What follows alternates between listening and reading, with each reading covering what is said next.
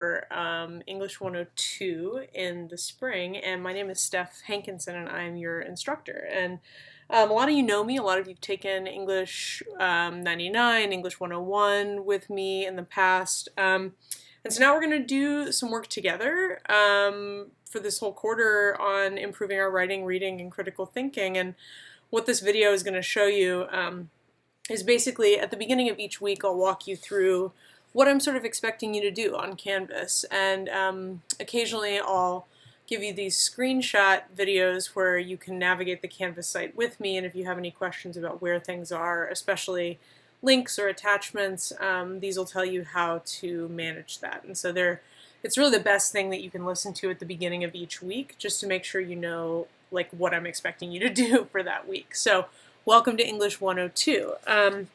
As you guys know, this is a hybrid heavy course, and what that means is that a lot of our work together is going to be done on Canvas remotely, and then we meet once a week. We meet on Thursdays in person at 10:30 in the morning to discuss or workshop things that we've been doing online. So there's going to be a big component of the course that's taken care of online. So it's something for you to keep in mind if you're considering whether or not you're going to stay in 102. So here's a quick tour of the Canvas site. This is the first page that you'll see. And then what you have here is just basically the title of our course, the course number, and if you scroll down, you've got these three important links to the modules page, the announcements page, and the syllabus page. And then over on your right, this is where, for those of you that have used Canvas before, this will look familiar, things that you have to do and things that you have coming up. So this is sort of like what keeps you organized with assignments. Yeah, so let's just click on the syllabus is a good place to start. This is where I recommend you guys start. I recommend downloading it instead of reading it on the Canvas site. Sometimes there are weird things that happen to the size of text or the spacing on this sort of online version. So what I'm going to suggest is that you guys go ahead and click this link. And you can open it up in a new tab. It'll probably download for you, and it should look like this. And so what's nice here at the top of the syllabus, you see my information, the course time, when we meet in person, right? And then you have the required text and where to purchase. What's nice here is I've got that English 102 course pack ready to go for you. Please go to the Copy Center on Monday to pick this up. You will need it at the first week of class. So if you're not fully enrolled, do not purchase anything yet.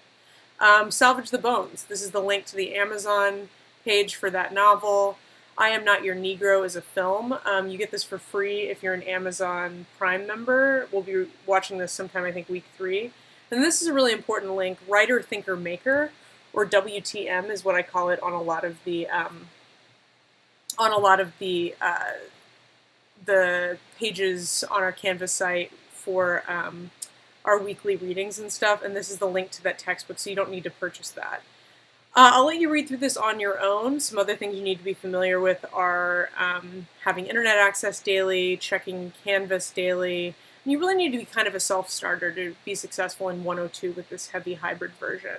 I'll walk you guys through how to add a Gmail account to our class site. You'll need this for Google Hangouts as well as Google Drive. We'll do a lot of collaborative work online. Okay. Some notes about success in the course, how to get onto Canvas if you haven't, and then assessment and participation. Assessment is largely this portfolio system, so please read through this carefully, as well as the participation. We'll talk about this in class Thursday. These are the course outcomes here on page 4. The grade scale, and then after that, I'll let you read through it on your own, but some details about what your services are here at South. This should look familiar to a lot of you, tutoring opportunities. We can talk about that in person as well. Please read through the syllabus. Come ready with questions on Thursday in class. Okay, so let's go home to this main page, right? Basically, the most important page on Canvas is going to be the modules page. And so you can click on it from that home page, it's down at the bottom, or you can click on the sidebar where it says modules. And what modules does is it organizes everything you need to do for a week with these little headers that tell you what the files are, okay? So first thing that you'll open up here, week 1 detailed schedule. There's a little note from me that'll talk you through what I'm asking you guys to do throughout this week, and you'll get one of these from me at the beginning of each week along with a video. And so what I've done this week is I've given you kind of a checklist of like all these things you need to accomplish. Read and annotate the syllabus, write down the questions, pick up the course pack. We've talked about that, right? And then you've got a few assignments that are going to be due on Canvas before we meet on Thursday. So importantly, I'm going to ask you to read and annotate the first chapter in the Writer, Thinker, Maker textbook. There's that link on Canvas. I'll show you where it is in a minute. And then you're going to do a discussion board. We'll do discussion boards basically every week, sometimes multiple times a week, and these will stand in for sort of class discussion where you'll be asked to post on a topic and then post on some of your colleagues' posts to give feedback. You'll do a diagnostic assignment, which is basically just an opportunity for me to get familiar with your writing. And then, again, Thursday, we're meeting in class, 10:30, be there, and we'll go through everything this week, right? Answer any questions, kind of get familiar with what it's like to do this half online, a little bit in the room kind of a thing. Okay, so if we go back to the modules page, the most important page on Canvas, that's the weekly schedule. Here you've got a link to the syllabus, and you have a link to the course calendar. So this course calendar could change and probably will change on a week-by-week basis, but it does give you a sense of what I'm going to ask you to do each week throughout this course. And you can see on here, let me make this bigger. You can see on the course calendar that often I break it into things that I want you to do on Mondays of a week, Wednesdays of a week, we meet in class on Thursdays, and then Friday. And the reason I break it up is really just to suggest how you might distribute the workload so that you can kind of imagine this as like a 3-day or 4-day a week course, even though we're only meeting in person 1 week. So this is up to you if you're one of those people that really likes to finish things early. I know that some of you are. You can go ahead and do that with a lot of these assignments. Occasionally you'll have to wait and complete something until after we've met on Thursdays, but this is just a suggested weekly schedule of what I think the best order to do things in would be. So at the beginning of each week, you've got this schedule, homework schedule, and then daily activities and deadlines. And so that gives you a sense of when things are due, what's due, and you have the key up here to sort of let you know what I'm talking about with some of that stuff. So that's the course calendar. You're welcome to ask questions about that Thursday in class as well. So let's go back to modules page, right? This is something you'll need to do before we meet on Thursday, is I'm going to ask you to sign up for a Gmail account, and if you don't have a Gmail account, these are instructions on how you do that. All these links are embedded. And if you do have a Gmail account, what I'll ask you to do is go ahead and upload your Gmail address into this shared Google Doc. So your name, your Gmail address, and we'll be able to use this as a resource throughout the class. We do a lot of online workshops and group work online, and I like to have you guys do it through Google Docs a lot of the time, and so everybody's going to need to have a Gmail address to do that. We'll also be doing conferences online through Google Hangouts, and I'll probably give you a short video on that later, but here's step-by-step instructions. It works kind of like Skype or even FaceTime if you're more used to an iPhone, and so these are good for the conferences that you'll have with me, or if we set up an office hours appointment, that's what you'll use. Yeah, so you'll need a Gmail address to do that. Please do that. Please upload your address into this shared file. There you go. Okay, back to modules. The Writer, Thinker, Maker textbook link. So I've decided that the best thing for you guys, since you have to buy the course pack and the novel and rent the film if you don't have access to it, is to give you online free access to this textbook. So a lot of you have seen pages from this textbook before if you've worked with me. I just opened up that link there. And it looks kind of small when you first see it here. But this is a great textbook. I'm a little biased. I was one of the editors for this textbook. And I think it's a really useful tool. I wanted to give you access to everything in this book.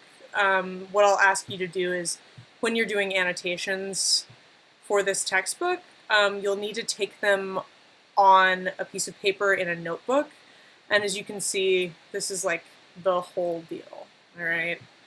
I'm going to open us up to the pages you're reading this week. you're looking at the first chapter of the textbook. So it starts on page 30, I believe. Just open us up there. Yeah, okay, so this is the first page of the chapter you're reading this week. You can see it starts on page 13 down there in the corner. Understanding rhetoric and rhetorical situations. And this is really important because our first paper that we're writing is going to be about the sort of ideas from this chapter. We'll talk about this more in depth on Thursday in class, but please do read this, take notes on this, annotate this, use all of those skills that you've gained from 101 to try and really understand what these concepts are. I'll just flip through a couple more pages. You'll read until page 30. So what I've asked you to do after you read this and annotate this carefully is you go back to the modules page, and I'll show you guys our first online discussion board. So it's called the Rhetorical Awareness Discussion Board. And it's basically going to ask you to look at what you've learned in terms of the concepts and ideas in chapter 1 from the textbook, and it asks you to do this. After reading chapter 1 on understanding rhetoric and rhetorical situations, explain 2 new concepts that you learned from this chapter. Be specific and try to use at least 2 clearly defined ideas or terms from the textbook. And then how might these be useful in 102? So I'm going to ask you to explain a concept from the textbook chapter, and then how you think it might be useful to what we might do in this class, okay? So that's due Wednesday by noon. It's approximately 250 words, a short paragraph. And then peer responses, you're going to have 2 peer responses that are due Wednesday night. So about 100 words each, a little bit shorter. You'll respond to 2 different posts, okay? And you won't be able to see the posts until you've actually posted. So you'll put your post in here, right? You'll click reply. It'll open up this text box. You start writing my post, right? Etc. You'll post it, and then you'll be able to see the post from your colleagues, okay? So how can you advance their explanations or their concepts? What questions do you have for them? Can you think of another situation or example that might be helpful to illustrate the point of the textbook, okay? So this is just kind of to jumpstart our discussion. We'll go into this more in depth in class on Thursday, but I'd like for you guys to play with this online before we meet. Okay, back to the modules page. Great, we're getting down here to the bottom. Last couple things you have to do this week. The diagnostic. This is for me to get to know your writing. I've seen a lot of your writing before. Many of you have taken a class with me, but for those of you that haven't, this is especially important. I call it a preliminary essay. Don't let that scare you. This is like a credit, no credit assignment. And basically what I'm asking is for you to tell me about one distinct moment in your life as a writer, reader, storyteller, or even a critical thinker. So how did this moment shape the way that you think about yourself as a writer, a reader, a teller of stories? And what does this tell your audience, me, about your own rhetorical situation in that moment? What about your relationship to taking English 102? So I'm asking you to kind of connect this moment in your life as a writer, reader, or a critical thinker, or a storyteller, to why you want to take 102 and what you're hoping to get out of this class, okay? And if you've already written me a diagnostic, try to think of something new. Okay, so remember, this is a chance for me to get to know you at this moment, and it gives you a chance to sort of evaluate what it is that you're doing in 102 and why you're wanting to take the class. This is the time breakdown. Great, and that can be submitted on Canvas by the 5th. This is the video that you'll be annotating. This is the video that you'll be annotating, I believe, for next week. Let's just double check. Yeah, so that'll be homework after Thursday's class, is to watch and annotate this Crenshaw video. So a quick note on annotations. One of the things that I want you guys to think about when you're annotating is it's not just highlighting and underlining and sort of writing down summaries for yourself. That's a big part of it, but I also want you asking questions of the text. And so when you're going through a reading, let's say that we've opened up the textbook, for example, and we get to a page in the textbook, like, okay, let's say page 18, for example, and they've got this diagram of a rhetorical context here. And so what I'd like for you to do is leave yourself questions in the margins, right? If there are things about this diagram that you want answered in class, ask those questions, right? Be ready to sort of engage this so that when you come back to this chapter, either when you're doing the discussion board or when we're in class, that you're going to know why you had those questions, right? You want to leave little breadcrumbs for yourself so that it enhances your relationship to a text as you're reading it, so that it's not just trying to sort of underline things randomly and then you have to go back and read it again to actually say what you thought it meant. So when you're annotating, think of it as like the most active possible way that you can read. You're always asking questions of yourself, you're asking questions of the text, you're providing yourself with answers and summaries along the way. You might think of other connections outside of this to writing tasks or ways of thinking that you've used in the past. And so these are all useful ways to annotate that aren't just sort of underlining or highlighting as you go, okay? And so again, with the textbook, please annotate on a separate sheet of paper. Occasionally I'll do an annotation check to see that you guys have been engaging with the text, right?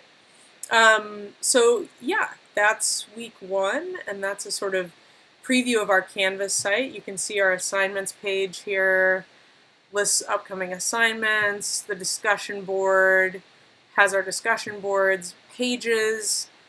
That's our first page, right? But if you go to view all pages, it shows you links to all of these different outside websites. That's pretty much it for Canvas. You guys are probably familiar with some of this later stuff, but those are the most important pages. Okay, great. I will see you all on Thursday.